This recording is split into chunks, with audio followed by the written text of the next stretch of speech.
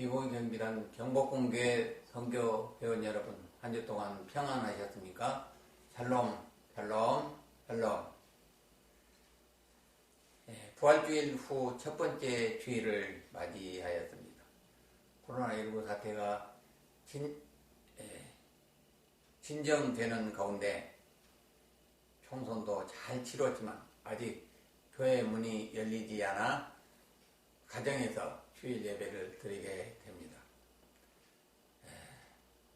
바라옵기는 하루속히 성전문이 열려서 성전에서 예배 드릴 수 있기를 간절히 기원합니다.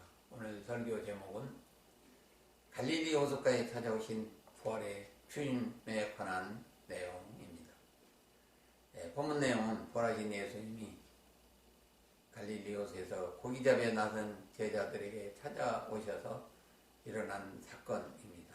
네, 예수님이 참으로 십자가의 처형으로 인해 큰 충격을 받은 제자들은 마가의 다락방 문을 단단히 걸어 잠그고 두려워 떨고 있었습니다. 이때 부활하신 주님이 두 번이나 찾아오셔서 손에 못자국과 옆구리에 창 자국을 보여주시면서 제자들에게 너에게 평강이 있을지어다 라고 제자들을 안심시켜주고 위로해 주셨던 것입니다. 하지만 예수님은 부활하신 몸을 입으셨기 때문에 생전처럼 제자들과 함께 동고동락하실 수가 없었습니다.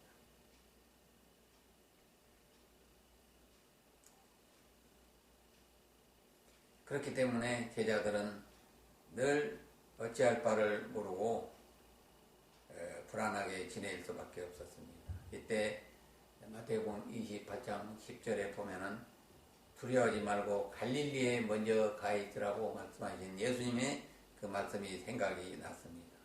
또한 로마 당국과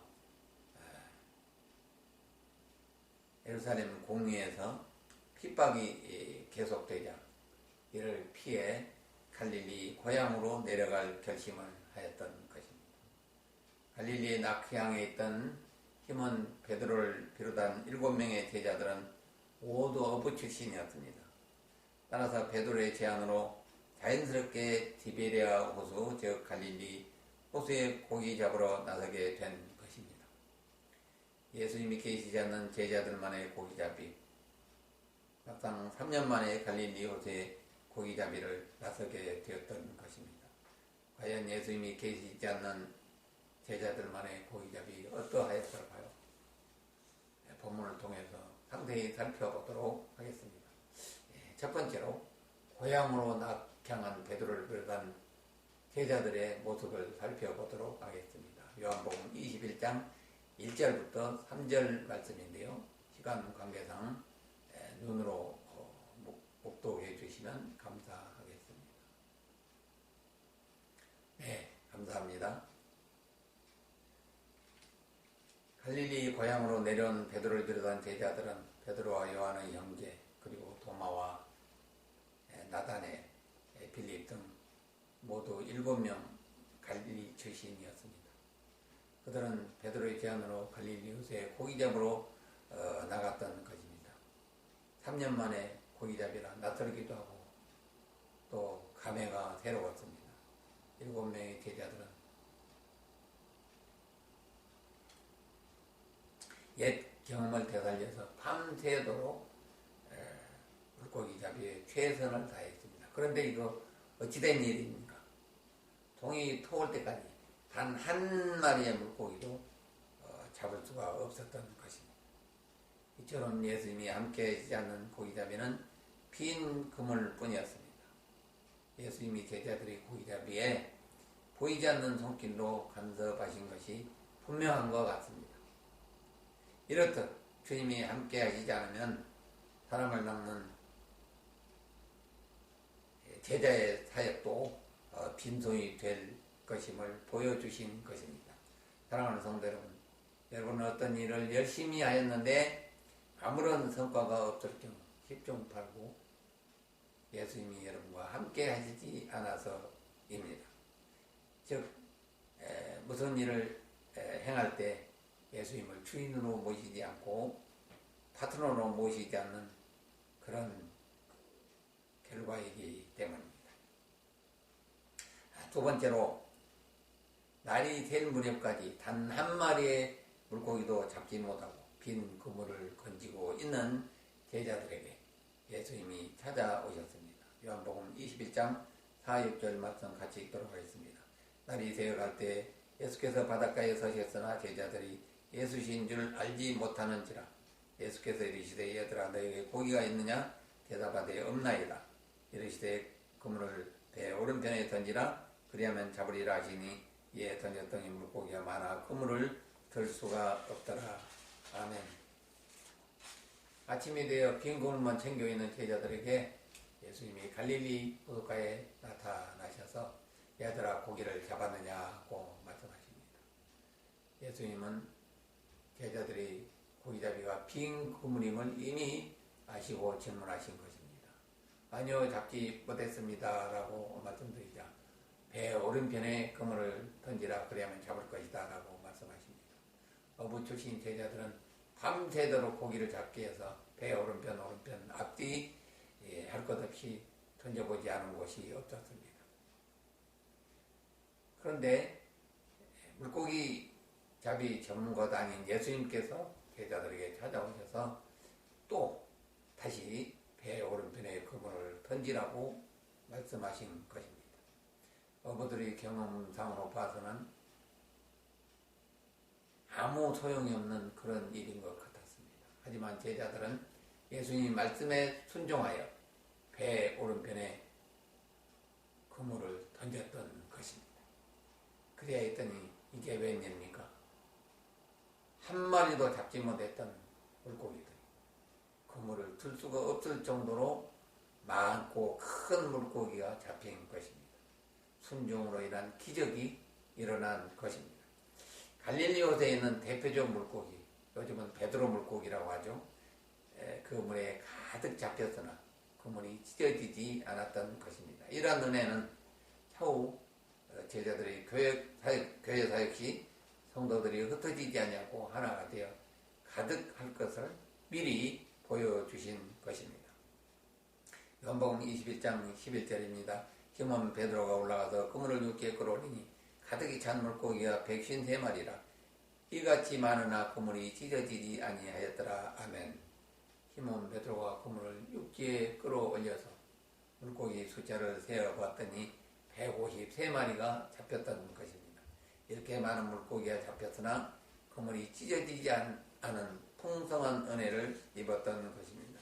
주님이 함께 하시지 않는 고기잡이는 헛수고이며 빈 그물뿐이었습니다. 그러나 주님과 함께하며 주님 말씀에 순종하여 그물을 내렸더니 만선의 기쁨을 누릴 수가 있었던 것입니다.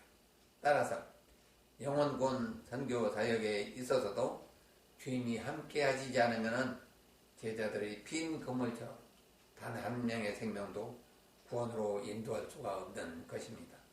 그러므로 경찰 선교사로 부름받은 우리 모두는 내 생각과 나의 관점이나 나의 주장이 아닌 주님 말씀에 순종하여 구원의 그물을 내릴 때 선교 현장 교회의 빈자리가 차고 넘치는 기적의 역사가 일어날 것입니다.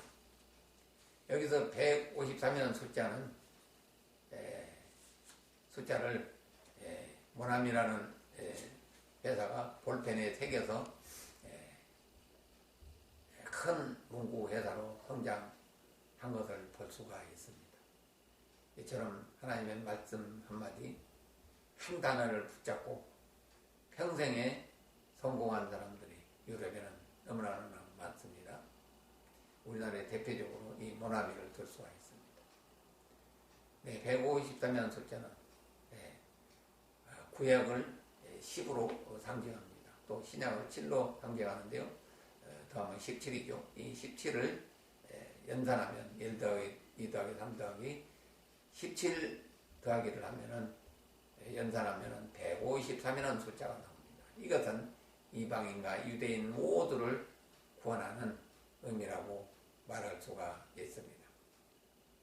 마지막으로 예수님의 용서와 사명 주심에 대해서 살펴보도록 하겠습니다. 요한복음 21장 15절입니다. 같이 읽도록 하겠습니다. 그들이 조반 먹은 후에 예수께서 시몬 베드로에게 이르시되 요한의 아들 시몬아 내가 이 사람들보다 나를 더 사랑하느냐 하시니 이르되 주님 그러하나이다. 내가 주님을 사랑하는 줄 주님께서 아시나이다. 이르시되 내 어린 양을 먹이라 하시고 아멘. 제자들이 주님 말씀에 순종하여 배 오른편에 그물을 내려 만선의 기적을 체험한 뒤에 예수님께서 준비하신 것으로 제자들에게 아침을 먹이셨습니다. 예수님이 함께 하시면 이렇게 모든 것이 풍족합니다. 그리고 나서 예수님께서 베드로를 불러서 사랑 고백을 받으십니다. 요한의 아들 시몬아 내가 이 사람들보다 나를 더 사랑하느냐. 여기서 이 사람들은 이 모든 것들 고기 잡는 어부 그리고 부모 형제 가족들 그리고 지금 함께한 제자들이 포함됐다고 생각하면 되겠습니다. 베드로가 대답하기를 그렇습니다. 내가 주님을 이 모든 것들 또 이 모든 사람들보다 더 사랑하는 줄을 주께서 이미 다 알고 계십니다. 이때 베드로의 심정은 어땠을까요?